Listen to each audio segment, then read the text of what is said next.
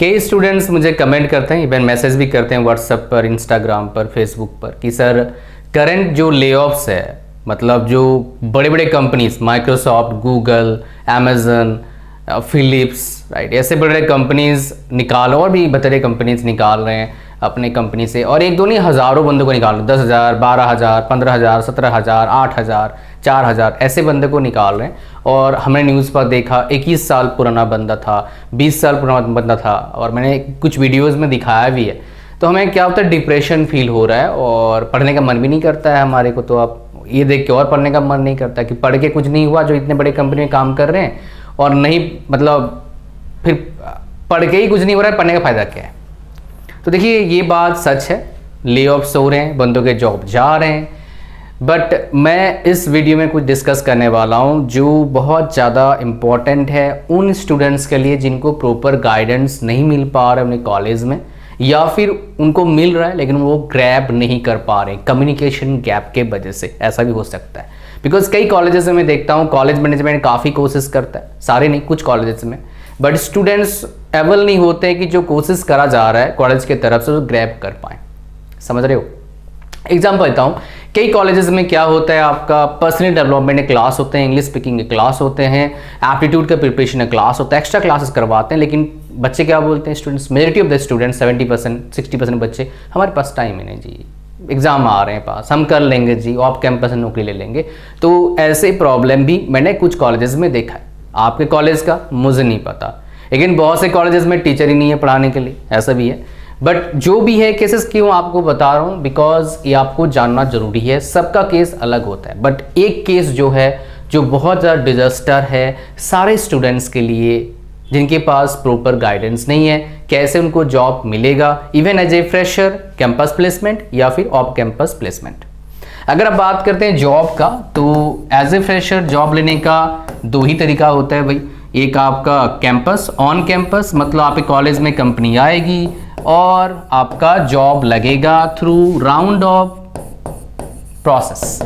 Round of process क्यों बोला मैंने? 3, 4, 5 राउंड्स होते हैं, राइट। उसमें HR interview, technical interview, test होता है, GD होता है, PPT करता है कंपनी बुला के, कंपनी क्या कर रही है, किस लिए हायर कर रही है, क्या काम करती है, उसके बाद आपका जॉब लगता है।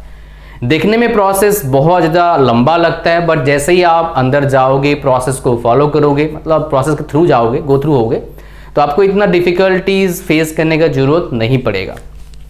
तो ऑन कैंपस कंपैरेटिवली क्या होता है, ईजियर होता है as compare to off campus. Easier होता है, ज़्यादा सैलरी मिलता है, मतलब जो पैकेज होता है वो ज़्यादा मिलता है। ऑफ कैंपस में आसान नहीं है, बहुत डिफ़िकल्ट है, और रिसेशन ले ऑफ के बाद और डिफ़िकल्ट है, और अगले 2-3 साल तक, मतलब 2023 से लेकर 2025 तक ये जो फेज होने वाला है और डिफ़िकल्ट होने वाला है ऑफ कैंपस के लिए, ये डेफिनेटली ऑन कैंपस के लिए भी डिफ़िकल्ट होने वाला है।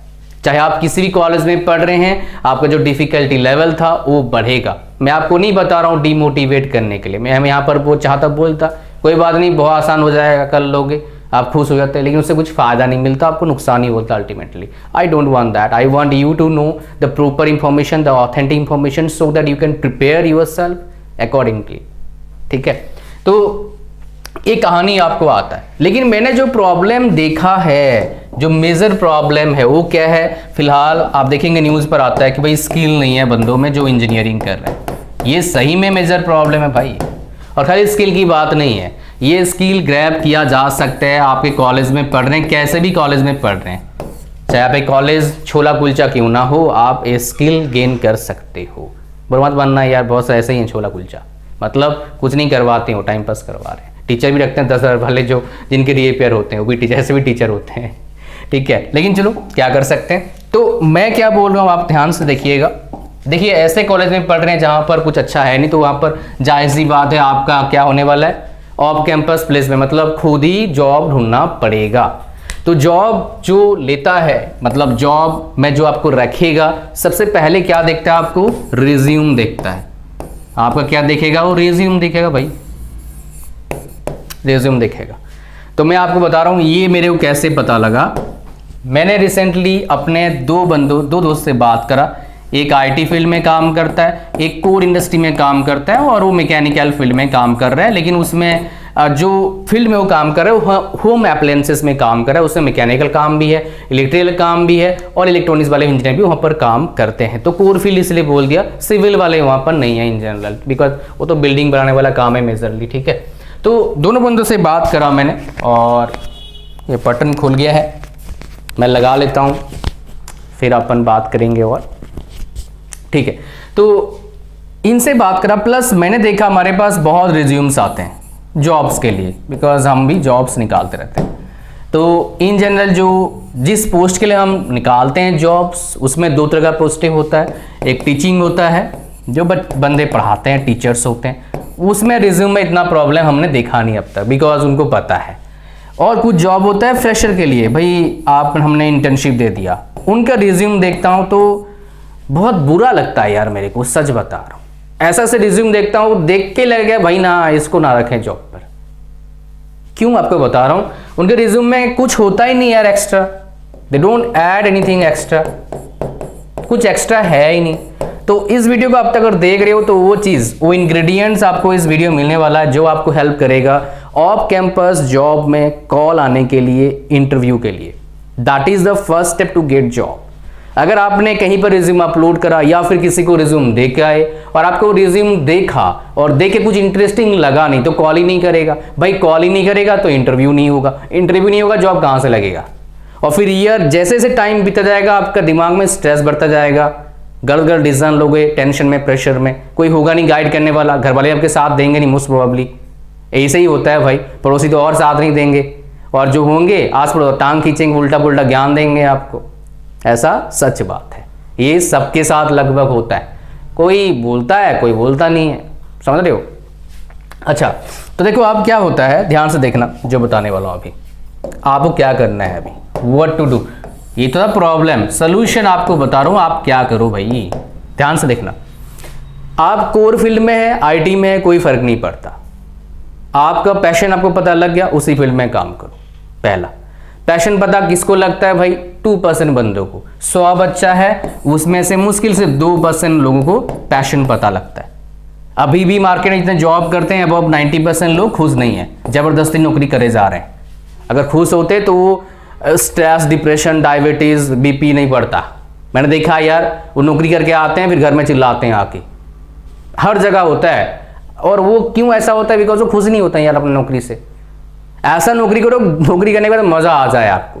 आपको क्या लगता है, टीचर सारे, मतलब मैंने जहां जहां टीचिंग करा 4-5 जगह पर, ऑफलाइन, ऑनलाइन तो बताना मुश्किल है यार कौन कैसा है, रियल फेस पता नहीं लगता, ऑफलाइन पता लगता है रियल फेस, राइट। तो पढ़ा कर आते हैं, बड़े टेंशन में रहते हैं यार, फालतू प्रोफेशन पर कर लिया, कंपनी में तब बढ़िया था ऐसे, बिकॉज मैं टेक्निकल में पढ़ाया मैक्सिमम जगह पर, ठीक है। तो 90% लोग खुश नहीं है। तो अगर आप एफर्ट डाल के अपना पैशन पता कर लेते हो, चाहे आपका फील्ड का हो, नहीं फील्ड किसी और फील्ड का हो, तो बेस्ट है भाई, उसी पे काम करो। लेकिन मान लो आप 90 और 2% कैटेगरी में मुश्किल से कोई आता है, सच बताऊं तो पैशन किसी का पता करना बहुत मुश्किल काम है यार, खासकर इस जमाने में जब इंफॉर्मेशन इतना ज़्यादा है। जितना ज़्यादा इंफॉर्मेशन उतना ज़्यादा कन्फ्यूजन, उतने ज़्यादा डिफिकल्ट है अपना पैशन को फाइंड आउट करना, बिकॉज नेट पर सबको इजीली नहीं मिलता ना। गूगल पूछते हो, गूगल बता भाई क्या करें हैं, वो गूगल बताता है, आप उसको चूज करते हैं। पैशन कहाँ से फाइंड करोगे, गूगल ही आपको बता रहा है, गूगल बताता नहीं है, लोग बताते हैं आपको, और इनडायरेक्टली गूगल बता रहा है आपको, ठीक है। चलो मैं आपको बता रहा हूँ स्टेप। आप किसी फील्ड में काम करें, आप पहले देखो उस फील्ड का सैलरी, मतलब जिस फील्ड में जाएंगे आप, सैलरी देखो, ग्रोथ देखो, और इसी में इससे ज़्यादा सबसे इंपॉर्टेंट क्या, लाइफ कैसा होने वाला देखो, how the life would be, because life अच्छा नहीं है तो सैलरी और ग्रोथ ले क्या करेगा मेरे भाई, समझ रहे हो। तो ये तीन फैक्टर्स देख के आपको क्या करना है, अपने फील्ड को चूज करना है। अब इसमें लिस्ट बनाना पड़ेगा आपको, ये मैं बना के दे नहीं सकता बिकॉज सबका अलग अलग है, ये आपको बनाना पड़ेगा अगर अच्छा नौकरी चाहिए भाई। और लाइफ में मौज बनना है, थोड़ा सा ज़्यादा मौज बनना मुश्किल काम है, बिकॉज प्रॉब्लम से आएंगे लाइफ में, तो आपको सीखना पड़ेगा प्रॉब्लम कैसे फेस करना है और कैसे उसका सोल्यूशन ढूंढना है। और उसके सोल्यूशन किसी किताब में, किसी नेट पर इन जनरल नहीं मिलता है, वो रियल लाइफ एक्सपीरियंस से ही सिखाया जाता है, समझ रहे हो। अच्छा, अब यहाँ पर क्या आया देखो, लिस्ट बनाना है आपको। अब देखो आपको पता लगे भाई मेरे को किस फील्ड में जाना है, you have already choose the field, भाई मेरे को पता लगा फील्ड किस में जाना है। अब क्या करना है, आपको अपना रिज्यूम को बनाना है उस फील्ड में जॉब लेने के लिए। बिकॉज रिज्यूम क्या है आपका पहला अस्त्र है, पहला क्या है आपका वेपन है।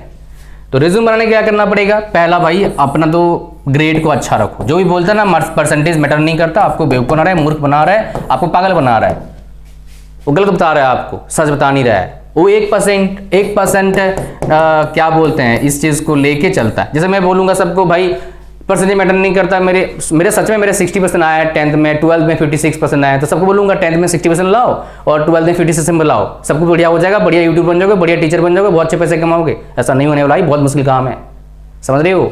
जमाना कुछ और था, अब जमाना कुछ और है। पर पूछेगा नहीं यार 56% है कोई इन जनरल। एक्सेप्शनल हो तो मेरा वीडियो देखने की जरूरत क्या है, एक्सेप्शनल कुछ भी कर सकता है यार। फिर तो एवरेज की बात कर रहा हूँ मैं, एवरेज को गाइड करता हूँ, मैं खुद एवरेज में यार। तो ग्रेड अपना परसेंटेज अच्छा रखो, बढ़िया।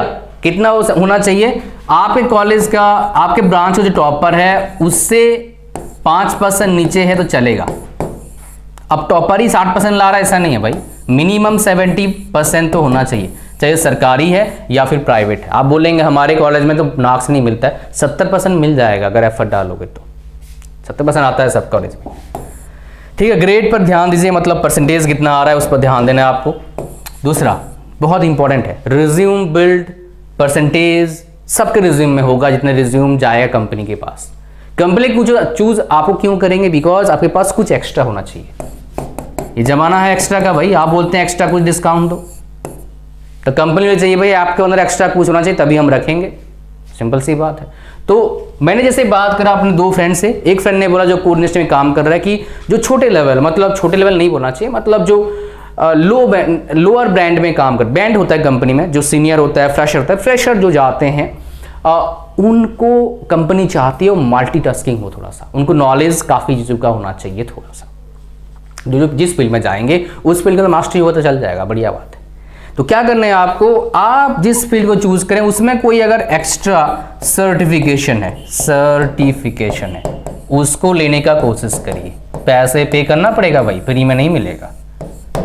एक्स्ट्रा सर्टिफिकेशन आप करने का कोशिश करिए। फॉर एग्जाम्पल अगर मैकेनिकल फील्ड में जाना है आपको, आप डिजाइन कोर्सेज कर लो, एटलीस्ट ऑटोकैड और सॉलिडवर्क्स या फिर प्रोई, ये 2 कोर्सेज में कोर्स कर लो। इसमें एटलीस्ट आपको ऑटोकैड का ड्राफ्टिंग पता होना चाहिए और सॉलिडवर्क्स का या फिर प्रोई का 3D डिजाइन और मॉडलिंग आपको पता होना चाहिए। एटलीस्ट बेसिक लेवल आपको पता होना चाहिए, ठीक ठाक तरीके से क्वेश्चन पूछे तो आप जवाब दे पाओ, अटक ना जाओ, कुछ ना कुछ तो बोलो उसको, समझ रहे हो। इसमें और भी मैकेनिकल में सर्टिफिकेशन होता है, तो सर्टिफिकेशन कोर्सेज करिए और जितना हो सकता है एक्स्ट्रा चीजों पर पार्टिसिपेट करो। जीतो कुछ में, कुछ चीज में ना जीतो कोई दिक्कत नहीं है, बट ये चीज करिए। इससे क्या होता है, रिज्यूम में अलग से दिखता है और रिज्यूम में इसको बोल्ड कर दो कि I am certified by this course को मैंने करा हुआ है, समझ गए आप। अच्छा, नेक्स्ट हम बात करते हैं, ये हो गया आपका फील्ड का। जितने ही बच्चे हैं, चाहे डिप्लोमा करे हो, बीटेक करे हो, बीटेक ग्रेजुएशन करने वाले हो, तो आपको एक बार जरूर एक्सप्लोर करना चाहिए आईटी फील्ड।